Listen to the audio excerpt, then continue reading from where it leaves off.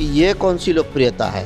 लोगों को ठगना और महिलाओं को अपमानित करना, काली कलुटी बोलना, उनको लंगड़ी लूली बोलना। बीजेपी के लोग भी दावा करते हैं, चुनाव में वादा करते हैं, लेकिन वो भी पूरा नहीं करते। तो इसका मतलब ये कि प्रधानमंत्री पर भी एफआईआर होना चाहिए। पार्टी कहती ही अपना घोषणा पत्र जारी करती ही है चुनाव से पहले, और लोग चाहते हैं कि इस तरह से लोग ठगे जाते रहें और हम लोग नहीं बोलें। ये भ्रम है किसी को। अखिलेश जी के आ जाने से कोई बहुत चमत्कार नहीं हो जाने वाला है। इनकी उपस्थिति में हुआ, इन लोगों ने कोई एक्शन नहीं लिया, ना उसको डांटा, ना बोला, ना मना किया, ना कुछ किया। वो तो कानून ने अपना काम किया कि उसकी गिरफ्तारी हुई। नमस्कार, बुलेट न्यूज टीवी देख रहे हैं आप और मैं हूं आपके साथ अंगद शर्मा। अभी हमारे साथ पूर्व सांसद और बीजेपी के कद्दावर नेता सुशील कुमार सिंह जी हमारे साथ हैं। सर, दरभंगा में जिस तरीके से प्रधानमंत्री के माताजी को लेकर अपशब्द का इस्तेमाल किया गया है, क्या कहिएगा सर? बहुत ही आपत्तिजनक है, घोर निंदनीय है। और राजनीति में जिस तरह से एक दूसरे के विरोधी होने के बावजूद लोग मर्यादा का पालन करते हैं, एक दूसरे का सम्मान करते हैं, सारी चीज़ों को, भारत के संस्कार को तार तार कर दिया गया। जिनका स्थान सबसे ऊपर है, माँ का स्थान गुरु से भी ऊपर है, और भारत की संस्कृति में तो माँ का स्थान सर्वोच्च है ही। हमारे प्रधानमंत्री जी जो दुनिया के सर्वोच्च नेता हैं, उनकी माँ के विषय में अपशब्द कहना, ये बात दुनिया तक में गई, पूरी दुनिया में ये बात प्रचारित हुई और भारत का सम्मान गिरा।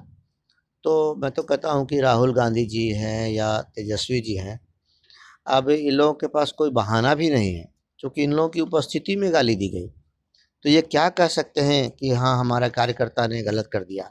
इनकी उपस्थिति में हुआ, इन लोगों ने कोई एक्शन नहीं लिया, ना उसको डांटा, ना बोला, ना मना किया, ना कुछ किया। वो तो कानून ने अपना काम किया कि उसकी गिरफ्तारी हुई।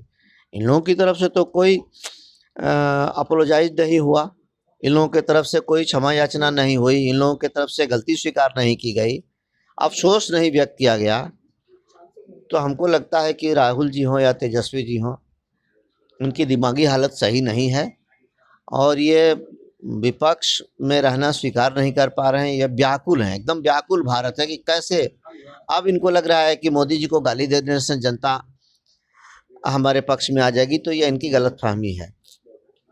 जब माई बहन सम्मान योजना के द्वारा आपके पार्टी के द्वारा एफआईआर किया गया, इसके बाद जब बुलेट न्यूज की टीम ने जब सदर विधायक का इंटरव्यू किया, तो उन्होंने कहा कि सस्ती लोकप्रियता के लिए ये सब किया गया है, और जिनके कहने पर ये सब किया गया है वो सबको पता है।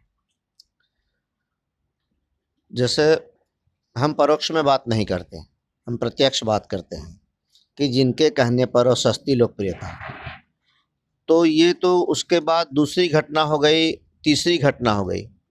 दूसरी घटना हुई ढिबरा थाना के बरंडा गांव में, तीसरी घटना हो गई सिमरा थाना के अजनिया गांव में, कुटुंबा प्रखंड में। तो ये किस लोकप्रियता का पार्ट है?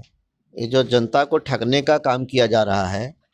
हमारे पास वीडियो है, हमारे पास उस व्यक्ति का, उस लड़के का फ़ोटो है, और 20-20 रुपए महिलाओं से वसूल किए जा रहे हैं।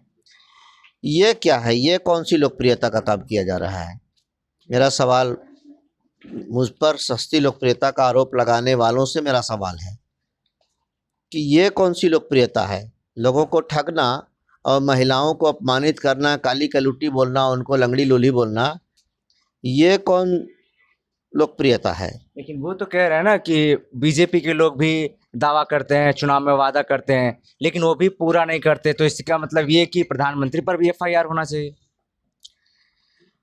उनकी पार्टी पर, चाहे मेरी पार्टी हो या उनकी पार्टी हो या कोई पार्टी हो, अगर अपने चुनावी घोषणा पत्र में कोई बात कहती है तो उस पर किसी को कोई ऑब्जेक्शन, आपत्ति नहीं है। अगर उनकी पार्टी चुनावी घोषणा पत्र के रूप में कहती कि हम जनता को ये देंगे वो देंगे, कोई उसको चैलेंज नहीं करता, किसी को आपत्ति नहीं होती। मैं क्यों करता? कोई नहीं करता। लेकिन जनता के बीच में उनके भाड़े के लोग जाकर ठगने का काम कर रहे हैं, इसका विरोध है, ये गलत है। घोषणा पत्र में कोई बात कही जाएगी, उसको कोई चैलेंज नहीं करेगा। लेकिन इस तरह से लोगों के बीच में, जैसे लोकसभा चुनाव में लोग भुगत चुके हैं, एक जाली फार्म बांटा गया जनता के बीच में और कहा गया कि इस फॉर्म को भर के दीजिए, महिलाओं को 8,500 रुपया महीना और नौजवानों को 1,00,000 रुपया मिलेगा। और वही काम फिर से दोहराया जा रहा है कि इतना महीना महिलाओं को मिलेगा। तो इसका विरोध करना मेरा फ़र्ज है। चाहे लोग इस तरह के आरोप लगाकर, सस्ती लोकप्रियता का आरोप लगाकर कोई डिमोरलाइज करना चाहता है और लोग चाहते हैं कि इस तरह से लोग ठगे जाते रहें और हम लोग नहीं बोलें, ये भ्रम है किसी को। जनता जब ठगी जाएगी, जनता जब अपमानित की जाएगी, तो हम लोग विरोध करेंगे ही करेंगे, उसको बोलेंगे ही बोलेंगे। वो इसका मजाक नहीं उड़ा सकते सस्ती लोकप्रियता कहकर कोई हो।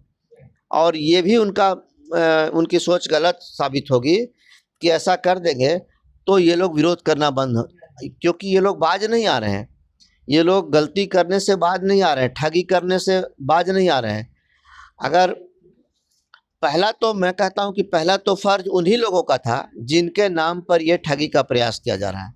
अगर उनकी नीयत बिल्कुल साफ़ है और उन लोगों के नेताओं का फ़ोटो लगाकर इस तरह से कहा जा रहा है कि ये दिया जाएगा, वो दिया जाएगा वोट के बदले, तो उन्हीं को आगे आकर एफआईआर करना चाहिए था और कहना चाहिए था जनता के बीच में कि मेरी तरफ से ऐसा कोई कुछ नहीं है, कोई ठगने के लिए आता है, कोई ठगने का प्रयास करता है, आप लोग ठगी का शिकार मत होइए। लेकिन जब मौन हो गए, इसका मतलब कि आपकी सुकृति है, आप उस ठगी के कारोबार में संलिप्त हैं, ये माना जाएगा। वरना अपनी बदनामी से बचने के लिए स्वयं आदमी आगे आता और कहता कि नहीं, मैंने ऐसा कोई अभियान नहीं चलाया है।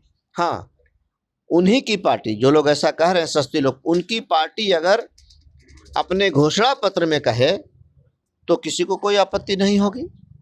पार्टी कहती ही, अपना घोषणा पत्र जारी करती ही है चुनाव से पहले कि हम जीतेंगे, हमारी सरकार बनेगी तो हम ये करेंगे, ये करेंगे। लेकिन यहाँ मामला घोषणा पत्र का नहीं है, घोषणा पत्र के माध्यम से वादा का नहीं है।